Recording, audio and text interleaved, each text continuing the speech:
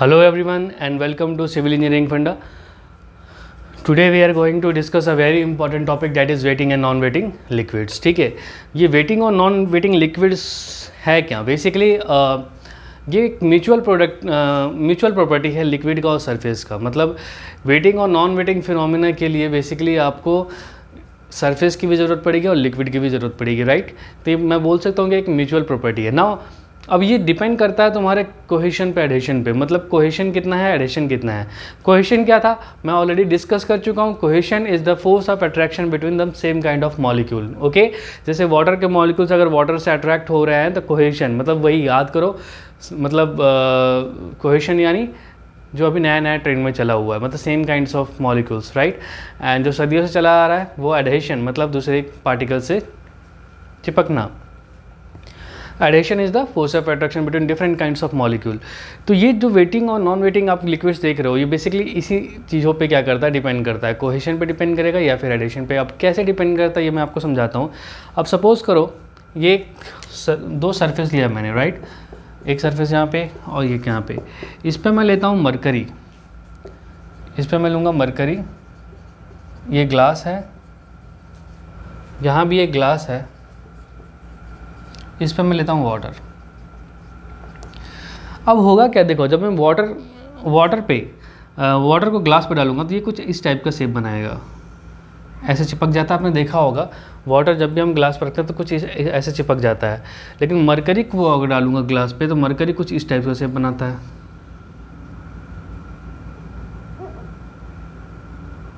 Mercury की बूंदें जो होंगी वो कुछ इस टाइप से होंगी। अब इन दोनों में से मैं क्या इन दोनों फिगर को देख कर आप क्या बोल सकते हैं, इसमें से कौन सा वेटिंग फिनोमिना है, कौन सा नॉन वेटिंग फिनोमिना है। देखो इसमें क्या हुआ, इसमें बेसिकली मैं बोलूँ कि इनके बीच के मॉलिक्यूल्स के बीच में भाई भाई का जो प्यार था वो बहुत कम था, है ना।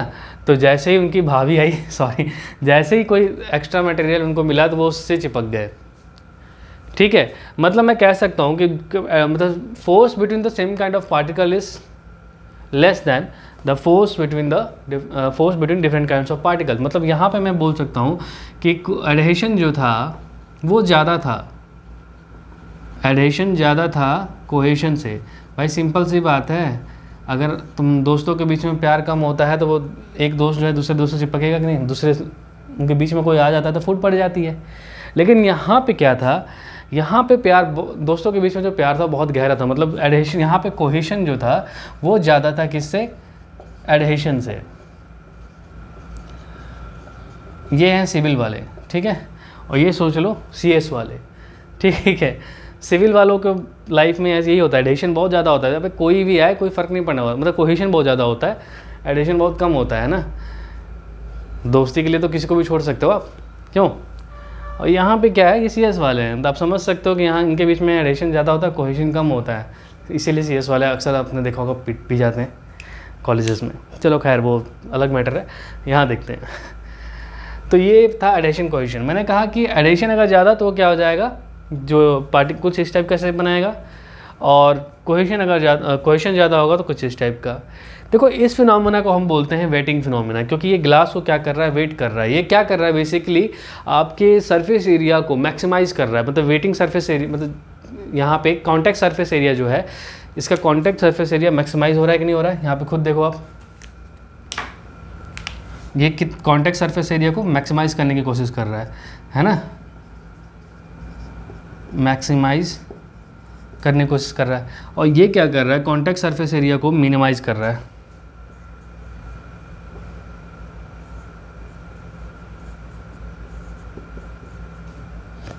यहाँ मिनिमाइज हो रहा है, कम हो रहा है कॉन्टैक्ट कि नहीं हो रहा, बिल्कुल मिनिमाइज कॉन्टैक्ट सरफेस एरिया। तो आई होप कि आपको समझ में आ रहा होगा कि ये वेटिंग और नॉन वेटिंग क्या है। जब एडहेशन जो है आपका बहुत ज़्यादा होगा कोहेशन से तो क्या हो जाएगा आपका वेटिंग फिनोमिना, मतलब वेटिंग लिक्विड्स आएंगे। और जब कोहेशन जब आपका ज़्यादा हो जाएगा एडहेशन से तब होगा नॉन वेटिंग। यहाँ तक समझ में आ गया। तो इसमें एक और पॉइंट आपको समझा देता हूँ। देखो यहाँ पे अगर मैं इसके ऊपर एक टेंजेंट ड्रॉ करूँ, मान लो एक ऐसा टेंजेंट ड्रॉ किया मैंने और एक यहाँ से ऐसे एक टेंजेंट ड्रॉ किया इसके ऊपर, तो ये जो एंगल बनाएगा ये थीटा, ये हमेशा थीटा जो होगा वो लेस देन π/2 होगा, मतलब थीटा हमेशा आपका 90 डिग्री से इसमें कम होगा। और जब थीटा आपका 90 डिग्री से कम होता है तो हम क्या बोलेंगे, वो कौन सा फिनोमिना है, वेटिंग फिनोमिना है। यहाँ पे देखो, अगर मैं यहाँ पे अगर ड्रॉ करूँ तो कुछ ऐसा बनेगा, और यहाँ पे जो थीटा बनेगा यहाँ से वो 90 डिग्री से क्या होगा, ज़्यादा होगा। और थीटा अगर 90 डिग्री से ज़्यादा है तो मैं क्या बोलूँगा, नॉन वेटिंग लिक्विड्स है। ठीक है, नोट कर लीजिए इसको फटाफट, अभी ना मतलब मैं फिर से लिखवा दूंगा। आप हेडिंग डालिए waiting and non waiting phenomena. एक चीज़ और, हाँ लिख लो, उसके बाद मैं इसको हेडिंग डाल लो, फिर मैं पूरा एकदम लिखवा देता हूँ। इसको मिटा रहा हूँ मैं, फिर समझाऊँगा।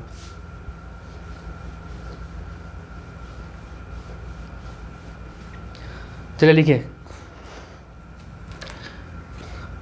Waiting and non waiting liquid, it is a mutual property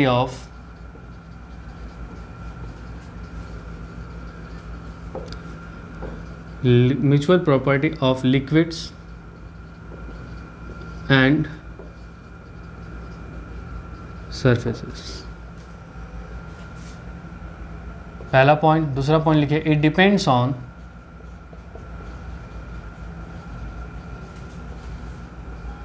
cohesion and adhesion.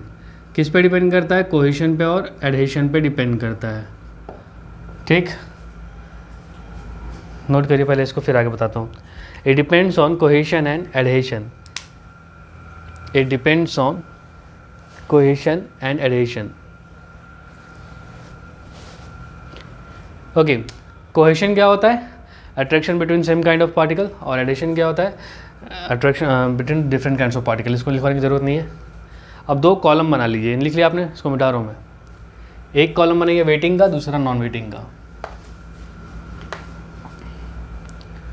दो कॉलम बना लीजिए, वेटिंग एंड नॉन वेटिंग।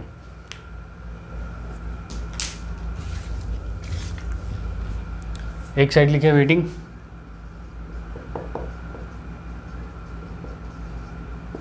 और दूसरे साइड लिखिए non waiting.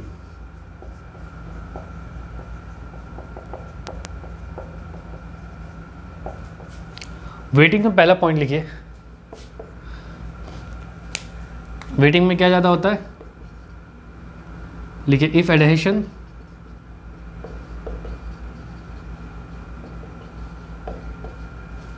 Then cohesion then liquid wet the surface. क्या करेगा लिक्विड, अरे यार, लिक्विड क्या करेगा, बेसिकली सरफेस को वेटिंग करेगा। That if adhesion is greater than cohesion, then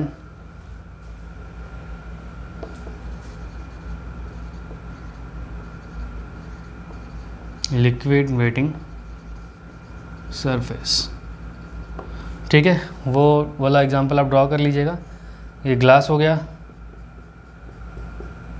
इस पे वाटर लिया आपने, इस पे एक टेंजेंट ड्रॉ कीजिएगा, थीटा बनाइएगा। थीटा किससे कम होना चाहिए, π/2 यानी 90 डिग्री से कम होना चाहिए। तब हम क्या बोलेंगे, ये वेटिंग फिनोमिना है। लिख लीजिए, इन दोनों को ड्रॉ कीजिए फटाफट।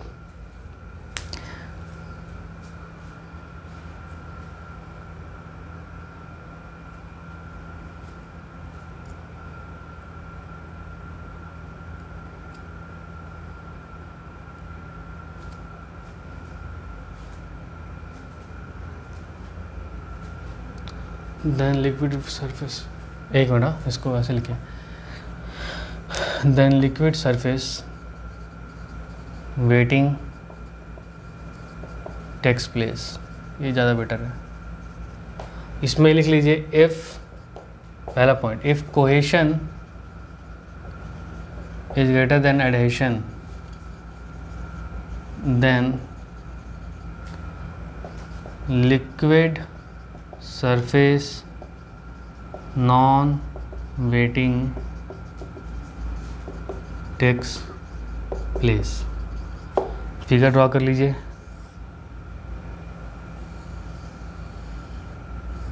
एक यहाँ से निकालो, एक यहाँ से।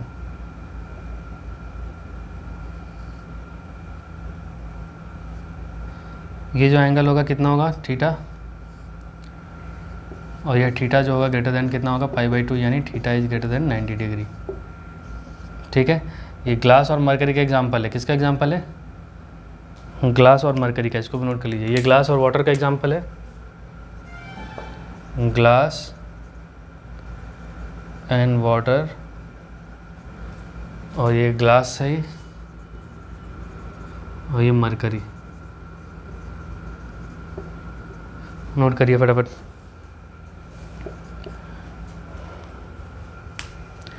ठीक है, 2 पॉइंट तो समझ में आ गया आपको। तीसरा पॉइंट मैंने कहा था कि try to maximise the contact area. कौन सा, वेटिंग फिनोमिना, और non wetting it try to minimise the wetting contact surface area. ठीक है ना, कॉन्टैक्ट सरफेस एरिया को क्या करता है, मिनिमाइज करता है। ओके, तो इसको भी नोट कर लीजिए। थर्ड पॉइंट यहीं पे, it maximise the contact surface area, it maximize the contact surface area, okay, and it minimize the contact surface area। ये कॉन्टैक्ट सरफेस एरिया को क्या करता है, मिनिमाइज करता है, ये मैक्सिमाइज करता है। ये दोनों पॉइंट नोट कर लीजिए। इसके बाद एक पॉइंट और लिखेंगे हम। ठीक है, कॉन्टैक्ट एंगल कितना होता है यहाँ पे, ये क्या है, बेसिकली कॉन्टैक्ट एंगल है, यहीं लिख लो उसको भी। कॉन्टैक्ट एंगल आपका, ये सब एग्जांपल है। कॉन्टैक्ट मतलब ये ऑब्जेक्टिव में पूछ सकता है। ठीक है ना, contact angle should be less than 90 degree, that is theta. और यहाँ पे कॉन्टैक्ट एंगल जो होगा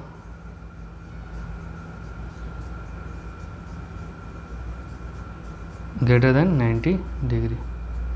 नोट कर लीजिए फटाफट।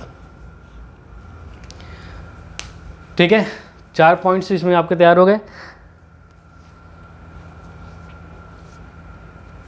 मैं इसको मिटा रहा हूँ।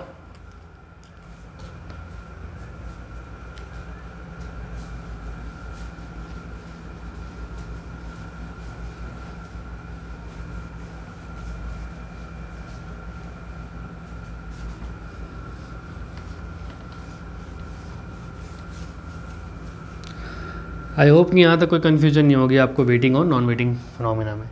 ठीक है, ओके, नेक्स्ट पॉइंट देखते हैं कि जो फॉर वाटर के लिए, अगर नॉर्मल वाटर की बात करूँ तो उसके लिए कितना होता है थीटा। ठीक है, 5वां पॉइंट था, for normal water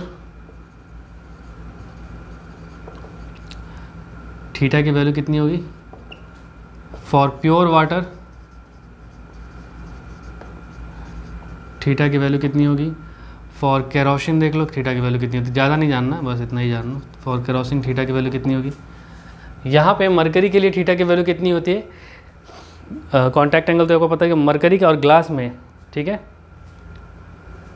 for mercury and glass, यहाँ पे थीटा की वैल्यू कितनी होगी, ये आपको जानना है। ठीक है, तो नॉर्मल वाटर के लिए जो थीटा की वैल्यू होती है बेसिकली कितनी होती है, 21 से 25 डिग्री होती है। प्योर वाटर के लिए 0 होती है और केरोसिन के लिए 26 डिग्री होती है। नोट कर लीजिएगा, ये होती है 21 से 25 डिग्री तक, ये हो जाता है आपका 0 डिग्री, और ये हो जाता है आपका केरोसिन के लिए 26 डिग्री। नोट करिए। और मरकरी के लिए 130 डिग्री, इसको भी याद करिए, 130 डिग्री होता है मरकरी के लिए नॉन वेटिंग में। ठीक है, आई होप कि यहाँ तक समझ में आ गया होगा। नेक्स्ट पॉइंट लिखिए, in this capillary rise occur, in this capillary rise occurs. ठीक है, लिखिए फटाफट। और इसमें लिख लीजिएगा 5वां पॉइंट था ना, in this capillary fall occurs. तो आपको ये याद रखना है कि वेटिंग फिनोमिना में क्या होता है, कैपिलरी राइज होता है, और नॉन वेटिंग फिनोमिना में आपका क्या होता है, कैपिलरी फॉल होता है। ठीक है, नॉन वेटिंग फिनोमिना में कैपिलरी फॉल होगा, ऑब्वियस सी बात है, और वेटिंग फिनोमिना में आपका क्या होगा, कैपिलरी राइज होगा। ठीक है, यहाँ तक समझ में आ गया।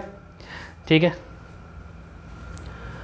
कैपिलरी राइज तो आपको पता ही है, ठीक है। इसमें क्या होगा, मेनिस्कस कॉन्केव जो होता है अपवर्ड होता है, और इसमें अभी बताऊंगा जब कैपिलरी पढ़ाऊंगा ना उस वक्त मैं इसको बताऊंगा, ठीक है। कैपिलरी के बारे में बस 6 पॉइंट इसमें नोट कर लीजिए, वेटिंग में और नॉन वेटिंग में, तो आपको समझ में आ जाएगा। मैं दिखाई देता हूँ आपको कैपिलरी राइज, चलो इसके बाद बताऊँगा कैपिलरी राइज क्या होता है। कैपिलरी ये आप नोट कर लीजिए फटाफट। नेक्स्ट टॉपिक हमारा कैपिलरी राइज और कैपिलरी फॉल ही होगा, ठीक है ना।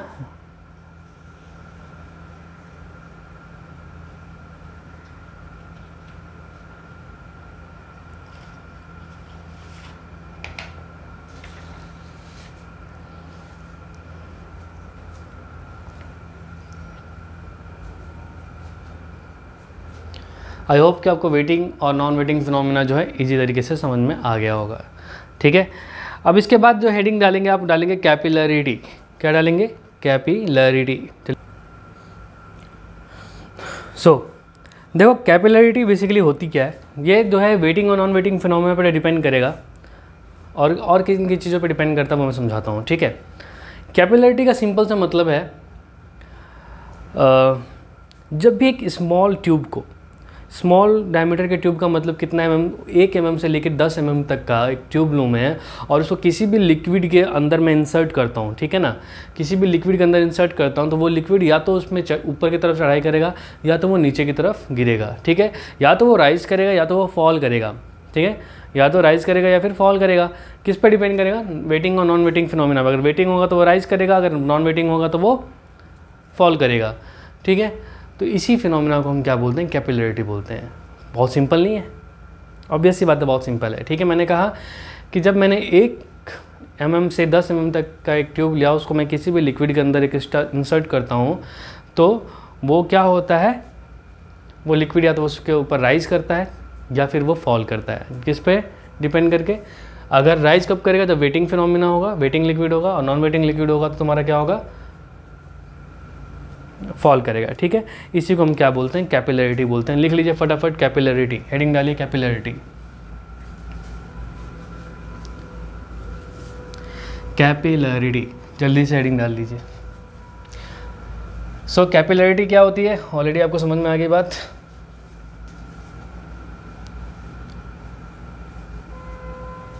Capillarity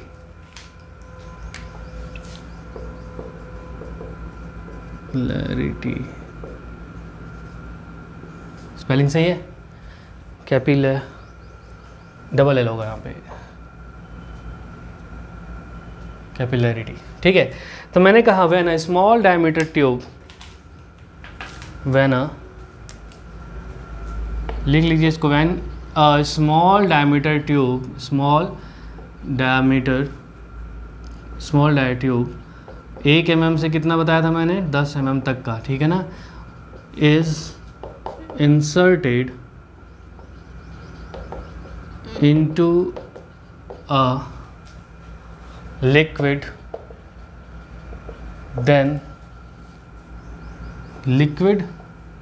then the liquid may be rise or fall, depending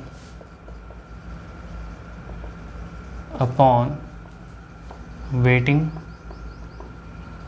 and non-weighting. This phenomena, बहुत शॉर्ट में लिखवा रहा हूँ, this phenomena is called capillarity. Note down, capillarity क्या होता है पता चल गया आपको।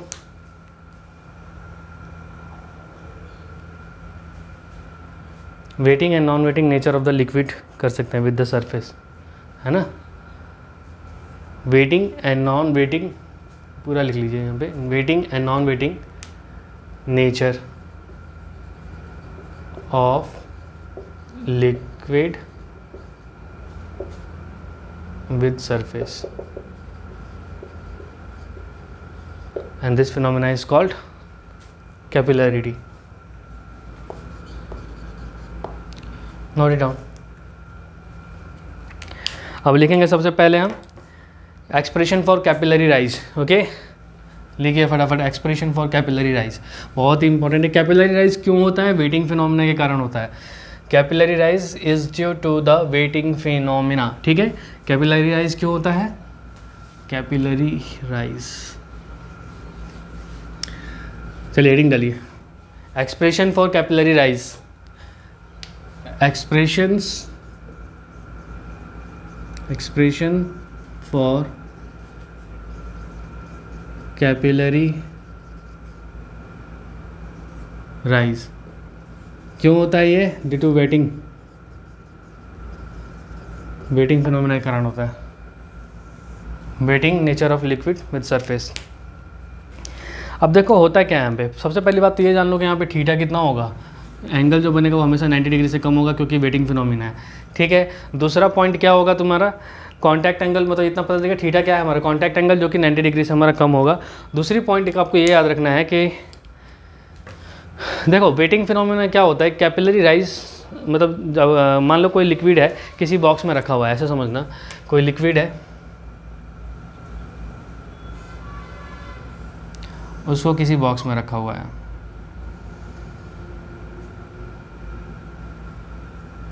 ठीक है। इसमें मैंने क्या किया, एक ट्यूब को इंसर्ट किया, मान लो यहाँ तक लिक्विड होगा कुछ, ध्यान देना, ठीक है। इसमें लिक्विड ऐसे फील है। अब मैं क्या कर रहा हूँ, इसमें लिक्विड को मैं ब्लू कलर से बनाता हूँ, ज़्यादा बेटर समझ में आएगा। ये लिक्विड समझ करो यहाँ तक फील्ड है,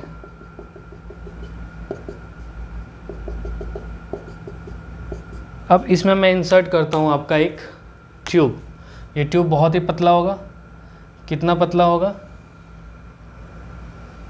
10 mm से 1 mm से 10 mm तक, ठीक है। इसमें बोर्ड पे बड़ा दिख रहा है आपको, लेकिन होगा बहुत ही पतला। मैंने इसमें क्या किया, एक ट्यूब को इंसर्ट किया जिसका डायमीटर कितना है आपका 1 mm से 10 mm के बीच में, ठीक है। इसको थोड़ा और बड़ा कर दो,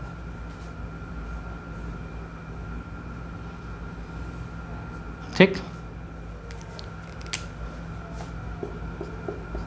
अब क्या होगा, वेटिंग फिनोमिना है, तो वेटिंग फिनोमिना में आपको पता है कि कोहेशन जो होता है वो आपका एडिशन से ज़्यादा, कोहेशन जो होता है वो आपका एडिशन से कम होता है।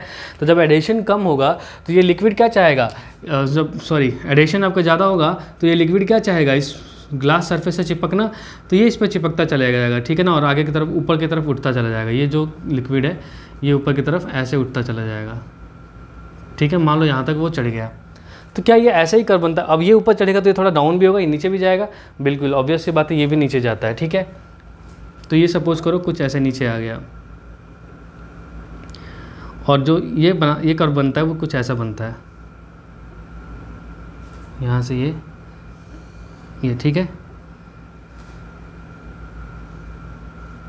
और यहाँ भी आपका जो है मेनिस्कस डाउनवर्ड ही बनेगा, ये कुछ ऐसा बन गया।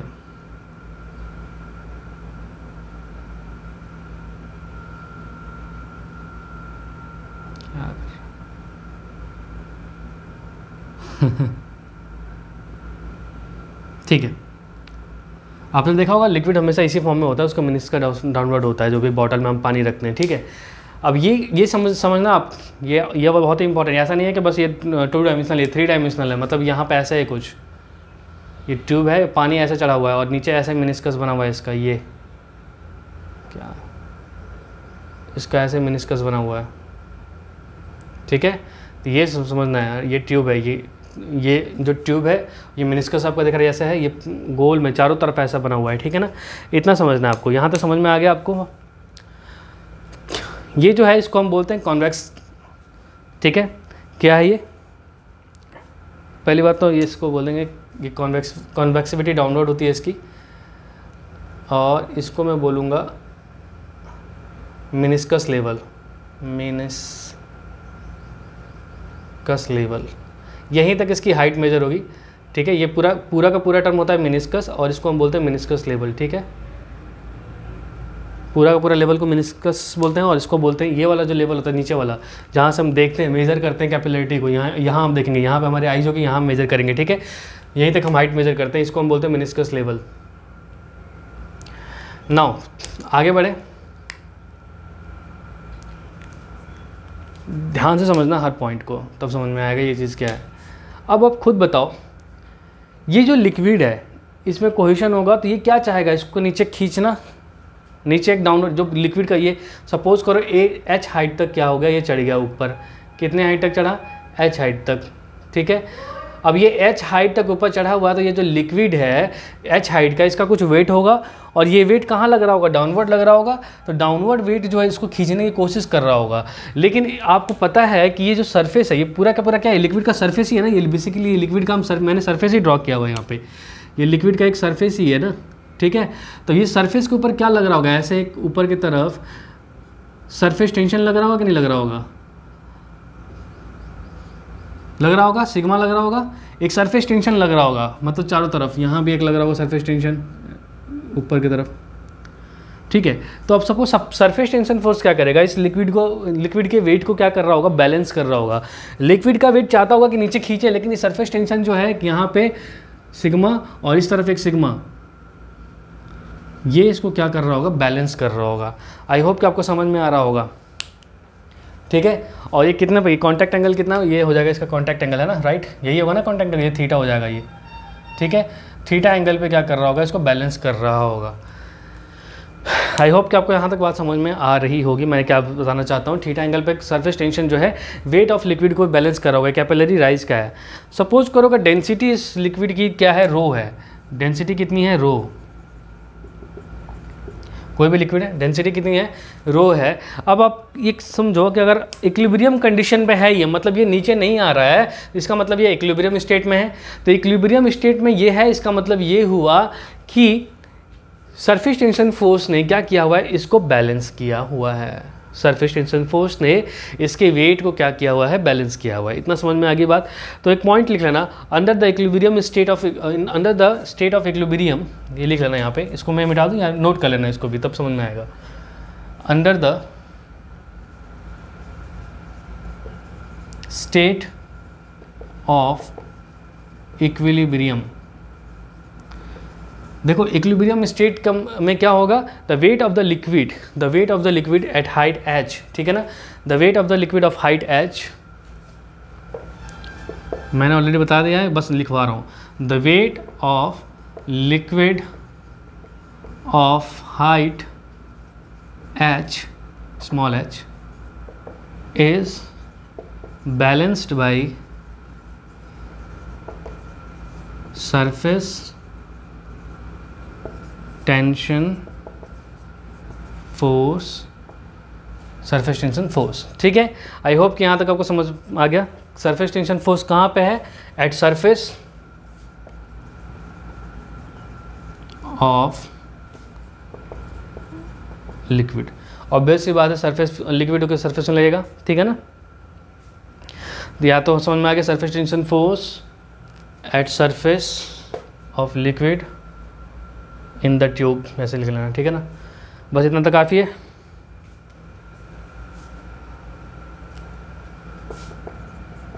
पूरा ही लिख लो, तो सरफेस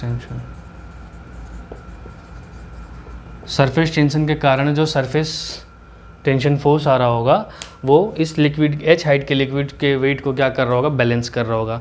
वहाँ तक नोट कर लिया, तब इधर आ जाओ, इसको मैं मिटा रहा हूँ, ये फिगर रहने देता हूँ ताकि समझ में आए आपको। अब समझो बात क्या है।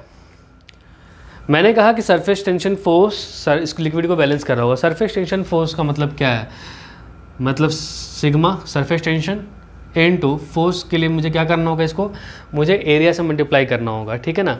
तो पहली बात तो ये सिग्मा का मैं कंपोनेंट लूँगा ना, ये तो सिग्मा ये इस डायरेक्शन में जा रहा है, तो ऐसे मतलब सपोज करो एकदम स्ट्रेट ऊपर की तरफ खींचना होगा ना, तभी तो होगा।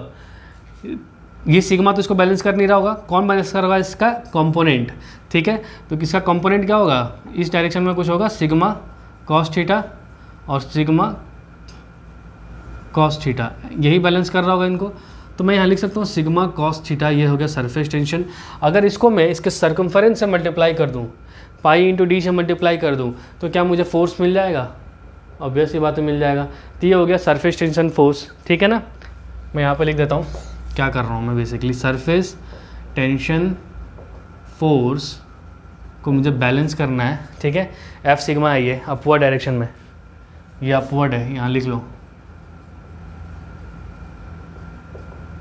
Equal to weight of liquid, ये डाउनवर्ड है। अब देखो वेट ऑफ लिक्विड कैसे निकालेंगे। वेट ऑफ लिक्विड निकालना है तो आपको पता है कि यूनिट वेट, यहाँ मैं समझा रहा हूँ, उसको मिटाऊंगा। देखो गामा इक्वल टू होता है आपका यूनिट वेट निकालने के, वेट अपॉन वॉल्यूम। तो मुझे अगर वेट निकालना होगा तो मैं क्या करूँगा, गामा से वॉल्यूम को मल्टीप्लाई कर दूंगा कि नहीं, तो गामा इंटू वॉल्यूम हो गया। अब गामा की जो वैल्यू होती है वो क्या होती है, रो इंटू जी। तो मैं वहाँ पे गामा की जगह पे रो इंटू जी लिख सकता हूँ कि नहीं लिख सकता हूँ। वॉल्यूम इंटू यूनिट वेट मैंने मल्टीप्लाई किया, अब गामा की जगह पे मैं क्या रख दूंगा, रो इंटू जी रख दूंगा। ठीक है, तो आई होप आपको समझ में आ गया। यानी sigma cos theta into pi into D equal to, gamma की जगह पे मैंने रो इंटू जी रखा, वॉल्यूम क्या हो जाएगा, वॉल्यूम हो जाएगा एरिया, यानी पाई बाई 4 आर स्क्वायर, है ना, pi by 4 R square, sorry pi by 4 D square होता है ना, बोला करो, इनटू मैं किससे मल्टीप्लाई कर दूँ तो आ जाएगा एरिया हाइट से, तो ये हमारा वॉल्यूम आ गया, एरिया इंटू हाइट, तो वॉल्यूम हो गया। अब ये मैंने बैलेंस कर दिया, यहाँ से कुछ कैंसिल हो सकता है, बिल्कुल हो सकता है, एक डी से एक डी कैंसिल हो गया, एक डी इधर बचा। अब यहाँ से एक पाई से पाई कैंसिल करा सकते हो आप। और यहाँ से अगर मैं कैपिलरी राइज निकालूँ कि एच की वैल्यू कितनी आई, तो कितना हो जाएगा, ये एच इक्वल टू हो जाएगा 4 सिग्मा कॉस थीटा अपॉन में रो जी डी, या फिर इसको मैं ऐसे भी लिख सकता हूँ, H equal to 4 sigma cos theta upon में गामा डी। आई होप कि ये बात आपको समझ में आ गई होगी कि क्या हो गया। ठीक है, जहाँ पे रो आपकी डेंसिटी है और गामा आपका क्या है, यूनिट वेट है। ये कैपिलरी राइज, एच क्या यहाँ पे कितना कैपिलरी जो है राइज किया।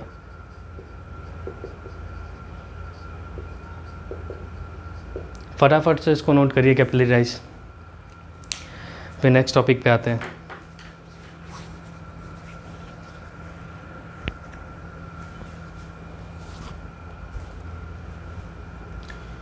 अच्छा, प्योर वाटर के केस में देखो क्वेश्चन कैपिलरी राइज का जो भी आपका आएगा वो प्योर वाटर का ही आएगा, ठीक है ना।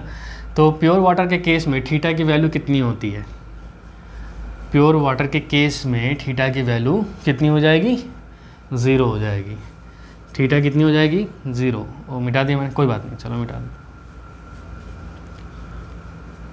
प्योर वाटर के केस में थीटा की वैल्यू 0, ठीक है, इसको याद रखना। मिटा दो ना इसको मैं, चलो यहाँ तक लिख लो। देखो प्योर वाटर का केस लिया मैंने, ठीक है, प्योर वाटर केस में थीटा इक्वल टू कितना हो जाएगा, 0। तो एच इक्वल टू होता है आपका 4 sigma cos theta by rho G D. तो यहाँ पे मैंने थीटा की वैल्यू 0 अगर पुट कर दूंगा तो कॉस थीटा इक्वल टू 1, यानी H equal to 4 sigma rho G T.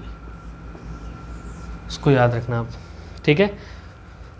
4 sigma by rho G D कर लो या फिर 4 सिग्मा बाई गामा डी कर लो, बात एक ही है।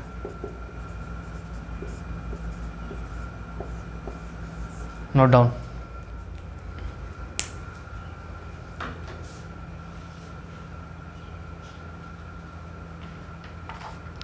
हेडिंग डालिए expression of capillary fall, expression for capillary fall.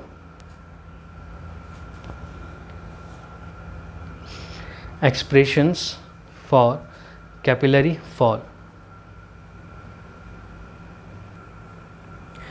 तो देखो एक्सप्रेशन, अगर कैपिलरी फॉल की बात करूँ मैं, तो कैपिलरी फॉल में कुछ ज़्यादा चेंजेस नहीं है, ठीक है।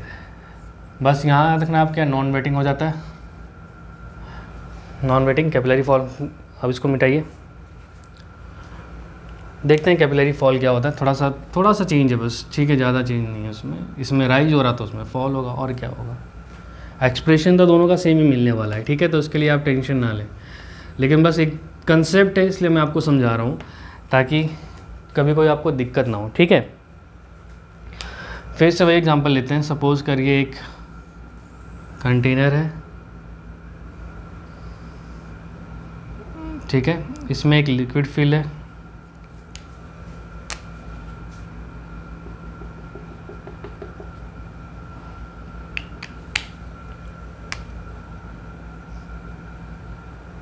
ठीक है। अब मैं क्या करता हूँ, इसमें एक ट्यूब जो है इंसर्ट करता हूँ, और इसमें कैसा लिक्विड फिल है, नॉन वेटिंग। मैंने इसके अंदर एक ट्यूब इंसर्ट किया।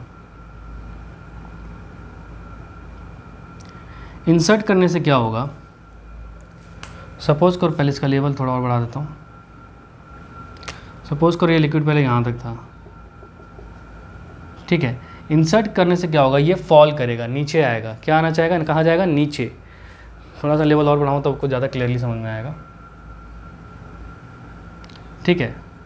नहीं, यही तक रख दो। सपोज करो ये लिक्विड यहाँ तक भरा था, जब मैंने इसको इंसर्ट किया तो ये फॉल करेगा, तो फॉल करके कुछ यहाँ पे ऐसे आ जाएगा। देखो मेनिस्कस इसका होता है अपवर्ड, ठीक है। मेनिस्कस लेवल इसका होता है अपवर्ड, ये एपेक्स बनाता है। और ये कुछ बनेगा ऐसे, ये भी ऐसे कुछ बन जाएंगे, और यहाँ से भी ये कुछ ऐसा बनेगा। आई होप कि समझ में आ गया। लिक्विड है आपका जो फील है, तो इसको मैं बोलूँगा कैपिलरी फॉल। ये क्या हो गया, कैपिलरी फॉल हो गया, ठीक है। यहाँ भी आपका सरफेस टेंशन फोर्स लग रहा होगा, बिल्कुल लग रहा होगा, है ना। तो कुछ ऐसा लग रहा होगा यहाँ पे सरफेस टेंशन सिग्मा, और ये यहाँ पे सिग्मा। अब यहाँ पे मैं थीटा कहाँ से लूँगा, क्या ये थीटा होगा, नहीं, थीटा इस समय अब ये हो जाएगा, ये जो देख रहे हो आप ये थीटा होगा, ठीक है, क्योंकि थीटा 90 डिग्री से ज़्यादा है। यहाँ तो 90 डिग्री से कम हो जाएगा ना, वेट नॉन वेटिंग है। यहाँ पे याद रखना थीटा जो होगा 90 डिग्री से ज़्यादा होगा, तो थीटा ये ऊपर हो गया। चलो ठीक है, यहाँ तक तो समझ में आ गया। अगर मैं इसको अल्फ़ा मान लूँ,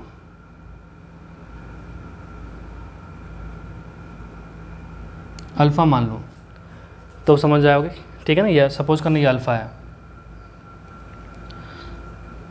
ये हो गया मेनिस्कस। इसका आप रीडिंग हम यहाँ से लेंगे, ठीक है ना, याद रखना। मेनिस्कस एपेक्स बोलते हैं इसको, लेवल नहीं बोलेंगे।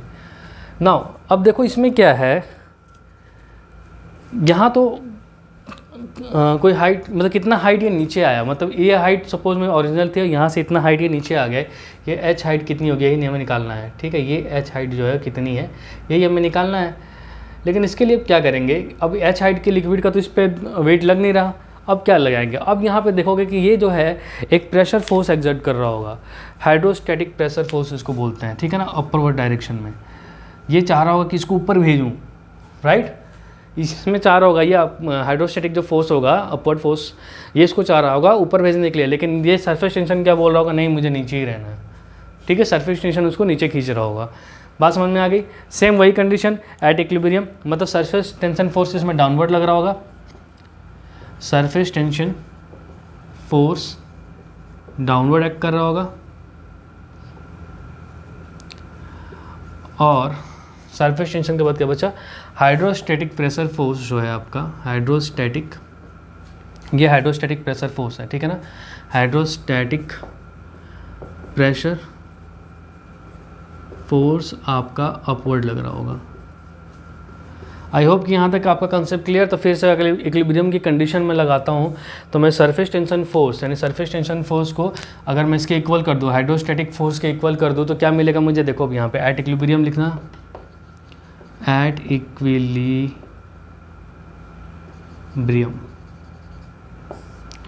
सरफेस टेंशन फोर्स कितना हो जाएगा, सिग्मा कॉस अल्फ़ा, ये हो जाएगा ना, सिग्मा कॉस अल्फ़ा, यानी कितना हो जाएगा, सिग्मा कॉस अल्फ़ा ये, सिग्मा कॉस अल्फ़ा ये। तो यहाँ मैं लिख सकता हूँ सिग्मा कॉस अल्फ़ा, और वो फिर राउंड चारों डायरेक्शन में, यानी pi into D equal to, ये हो गया सरफेस टेंशन फोर्स।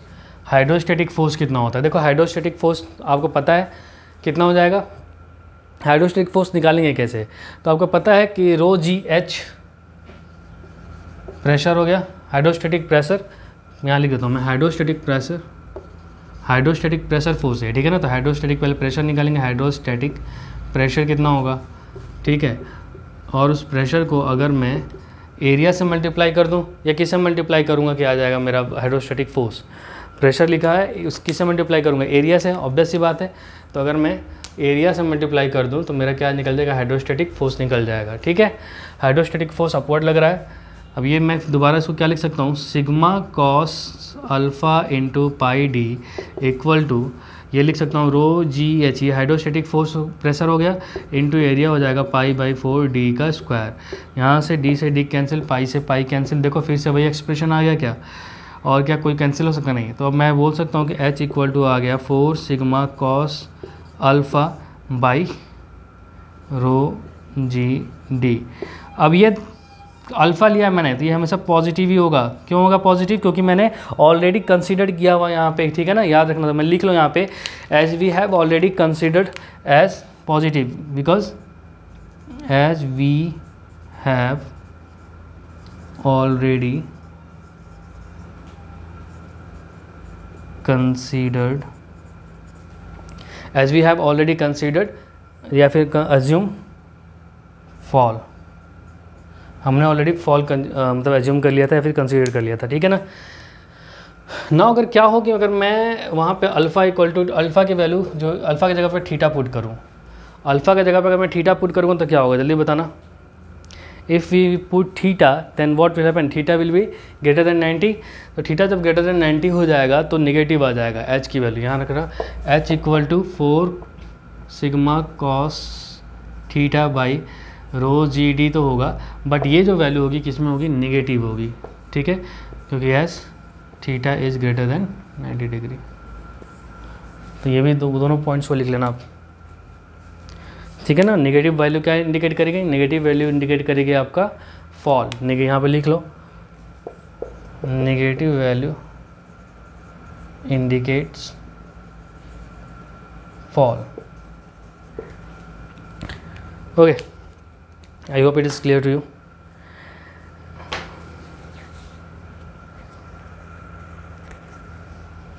जल्दी से नोट करिए। फिर एक और टॉपिक, एक बहुत ही इंपॉर्टेंट छोटा सा टॉपिक है, ज़्यादा बड़ा नहीं है। एक है एनुलर ट्यूब, मैं इसको मिटा रहा हूँ इधर से। हेडिंग डालिए एनुलर ट्यूब क्या होता है, देख लीजिए इसको भी। वही एक बच गया लास्ट, ठीक है ना। उसके बाद क्वेश्चन होंगे, दोनों क्वेश्चन को उसको सेपरेट वीडियो में बना दूंगा, आप देख लेना, ठीक है ना। दो छोटे छोटे क्वेश्चन हैं, ज़्यादा नहीं कराऊंगा, ठीक है। लिखिए annular tube, annular tube. Question आ जाता है एनुलर ट्यूब, हमें समझ में आता ही नहीं कि ये होता क्या है। तो एक बार उसके बारे में देखे रहेंगे तो क्वेश्चन कभी भी आएगा तो हम उसको सॉल्व कर सकते हैं। देखो एनुलर ट्यूब में बेसिकली क्या होता है कि दो आपके सरफेस होते हैं, दो ट्यूब होते हैं, दो फिनोमिना होते हैं। देखो अभी समझाता हूँ कैसे होता है। हेडिंग डाल लो एनुलर ट्यूब।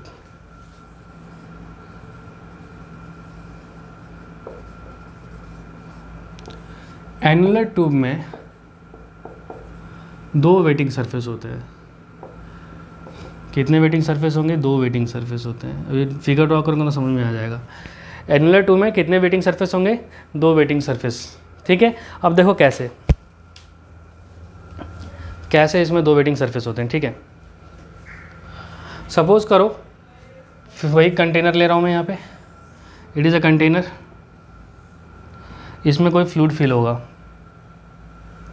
अब एनुलर ट्यूब देखना ध्यान से क्या होता है।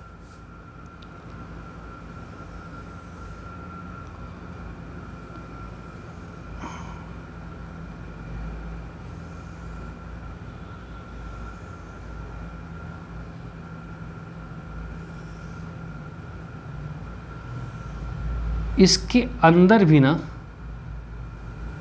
एक सिलेंडर होता है।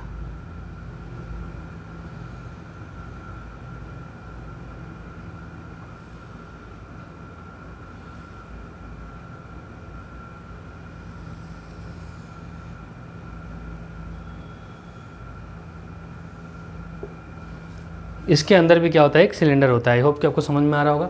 यही होता है आपका एनुलर ट्यूब, ठीक है। तो जब मैं इसको इंसर्ट करूँगा, इसको ऊपर कर दूँ, जब मैं इसको इस लिक्विड के अंदर, मान लो यहाँ तक लिक्विड कोई फील्ड है, इसमें यहाँ तक लिक्विड कोई फील्ड है,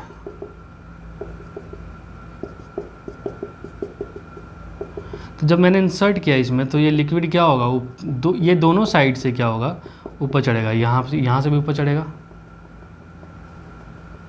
और यहाँ से भी ऊपर, मतलब यहाँ से भी ऊपर चढ़ेगा। समझ में आया। तो दो वेटिंग सरफेस हुआ कि नहीं हुआ, इसी को हम बोलते हैं एनुलर ट्यूब। और कुछ ऐसा ही सरफेस फिर से बनाएगा, ये मेनिस्कस यहाँ भी बनाएगा और सेम मेनिस्कस यहाँ भी बनाएगा। सरफेस टेंशन फोर्स यहाँ पे सिग्मा सिग्मा, सेम यहाँ भी सिग्मा और यहाँ भी सिग्मा। इसी को हम बोलते हैं एनुलर ट्यूब, ठीक है। और ये कितने पे होगा, थीटा एंगल पे। ऑब्वियस सी बात आपको पता ही है, ये थीटा, ये थीटा, ये थीटा, ये थीटा। आई होप कि आपको समझ में आ गया होगा। अगर मैं छोटे वाले को बोलता हूँ, सपोज करो ये आर आई है, ठीक है, R1, और बड़े वाले को बोलता हूँ आर आउटर, RO, ठीक। छोटा वाला क्या हो गया आर आई और बड़ा वाला हो गया आर आउटर।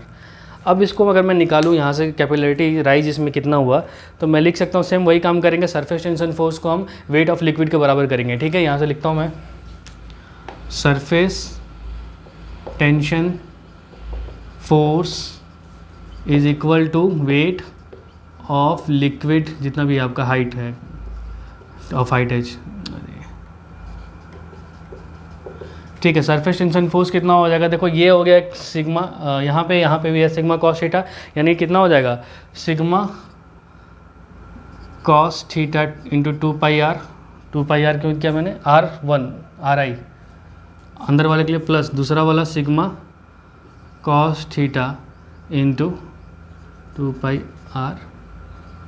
यहाँ तक आई होप कि आपको समझ में आ गया होगी बात। एक बार मैंने आउटर ले लिया है, एक बार मैंने आर इनर ले लिया, दोनों के लिए हो गया, ठीक है। दोनों की हाइट h ही है, ये हाइट कितना चढ़ेगा h चढ़ेगा, इतना याद रखना। वेट ऑफ लिक्विड निकाल लोगे भाई, volume gamma into pi into R0 minus RI, ये हो गया एरिया, इंटू h से मल्टीप्लाई कर देंगे, इंटू गामा यानी रो जी, ठीक है, हो गया। आई होप कि आता समझ में आ गया।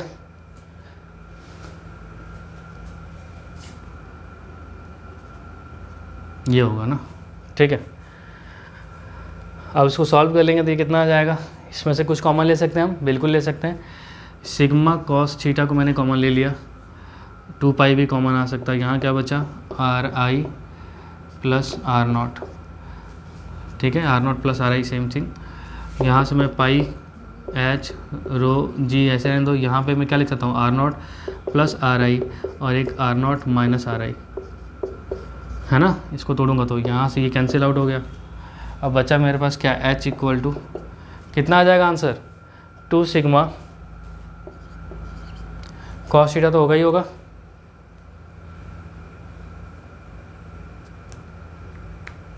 क्यों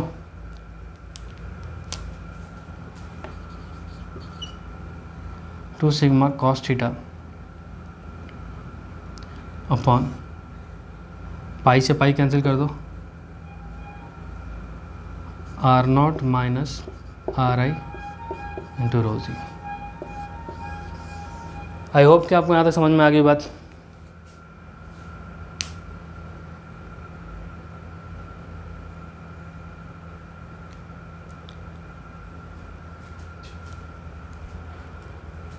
एक मिनट, यहाँ पे जो थीटा होगा ना, कि कॉस थीटा का टर्म नहीं आएगा, क्योंकि ऑलरेडी हम 2πRI ये ले रहे हैं, 2πRI मतलब इंटरनल डायमीटर ले रहे हैं, ठीक है ना, इंटरनल रेडियस की बात कर रहे हैं हम, ठीक है। तो यहाँ पे जो हम ले रहे हैं बेसिकली छोटा वाला रेडियस जो होगा स्मॉलर आई, आप इसको नोट कर लीजिएगा अच्छे से, मतलब ये कॉस थीटा नहीं होगा, ठीक है, कॉस थीटा नहीं होना चाहिए, ठीक है।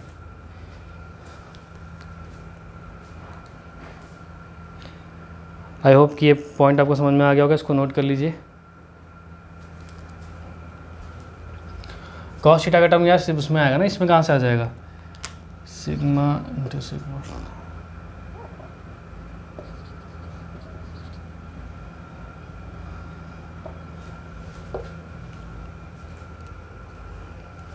चलिए नोट कर लीजिए फटाफट। तो आई होप कि आपको ये कंसेप्ट समझ में आया हो, ठीक है। और इसके बाद हम मिलेंगे बेसिकली, हाँ यहाँ पर अगर कन्फ्यूजन तो आप समझ लो ये है बेसिकली, ये कुछ ऐसा ही दिखेगा,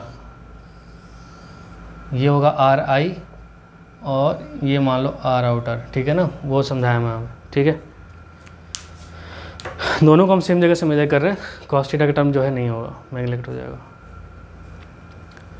चलिए ठीक है, अब यहाँ तक आई होप कि रहने देते हैं, नेक्स्ट देखेंगे इसके बाद वाले lecture. Thank you and have a nice day. 1-2 questions हैं उसके बाद मैं करा दूंगा आपको, ठीक है। तो मिलते हैं इसके बाद, थैंक यू।